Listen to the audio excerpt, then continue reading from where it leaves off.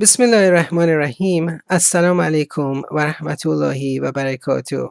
May peace, blessings, and guidance of Allah subhanahu wa ta'ala be upon all. Amin. Today's khatira, short talk, when friendship turns toxic. A good friend is worth his or her weight in gold and can bring countless blessings into your life.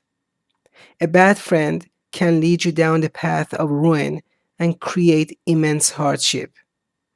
The problem with friendships is that most start out innocent enough, but as time advances, a relationship can follow one of two courses. Either it blooms into a beautiful garden full of blossoms, or it sinks into something truly toxic. It is often difficult to discern between a good friendship and a harmful one, especially if you're emotionally entrenched in your friend's life or vice versa. With every friendship you have, you must empower yourself with the ability to take a step back and look at it from a sincere perspective. Ask yourself if you're gaining more benefit or harm out of the union. If you find that your friendship is a source of bad manners or causes you to stray from the path of Allah, Most High and Exalted, then you must take measures to get things back on track, even if it means cutting the friendship. A friendship that is worth preserving consists of two or more friends that not only value their relationship with one another, but most importantly, their relationship with Allah subhanahu wa ta'ala. Prophet Muhammad sallallahu alaihi wasallam said, "A person is likely to follow the faith of his friend, so look whom you befriend." Narrated by Tirmidhi.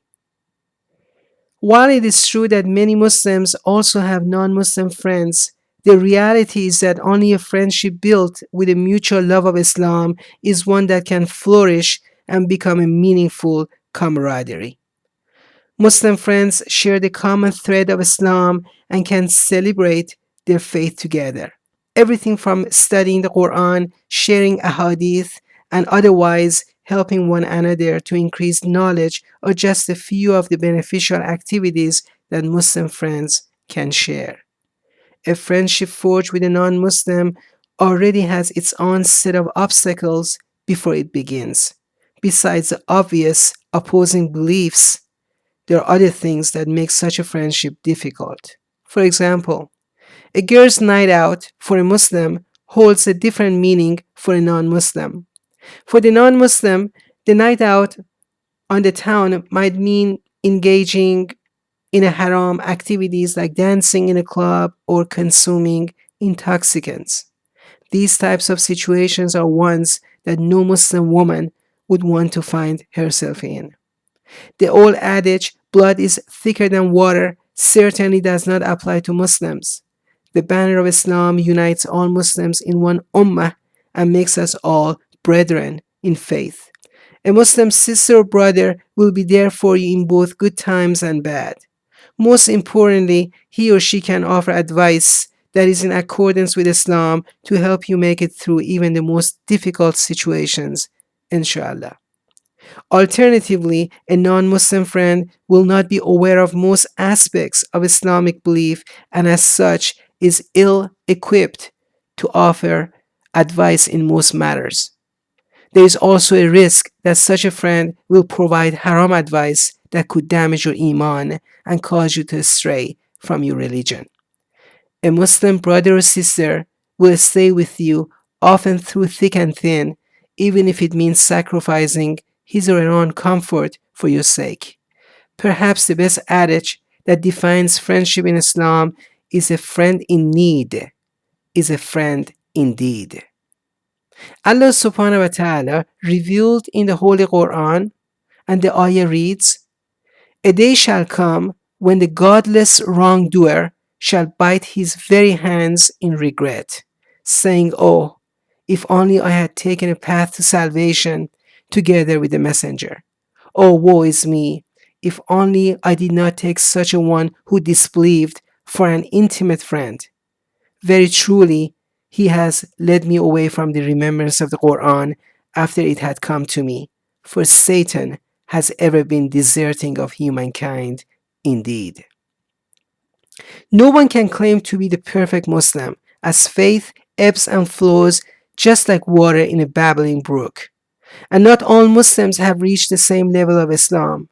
There are varying ranges of Islamic education depending on how much one has studied the Quran, learned the Ahadith, and incorporated the deen into everyday life.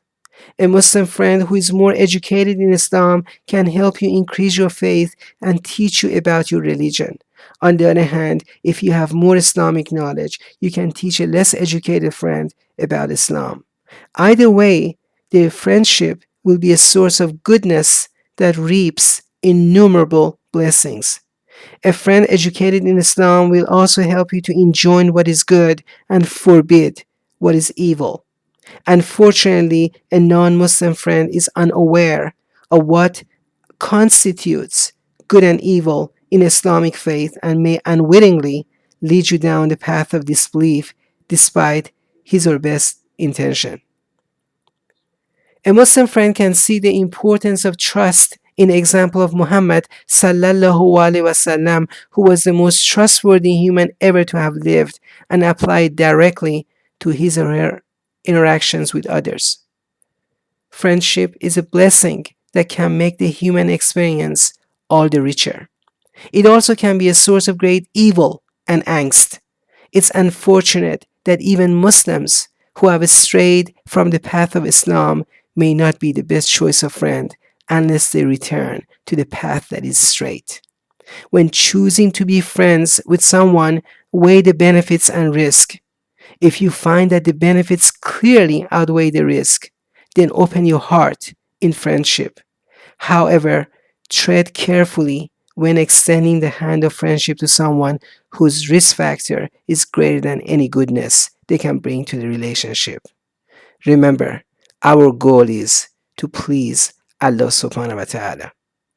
Until the next time, peace. Assalamu alaikum wa rahmatullahi wa barakatuh.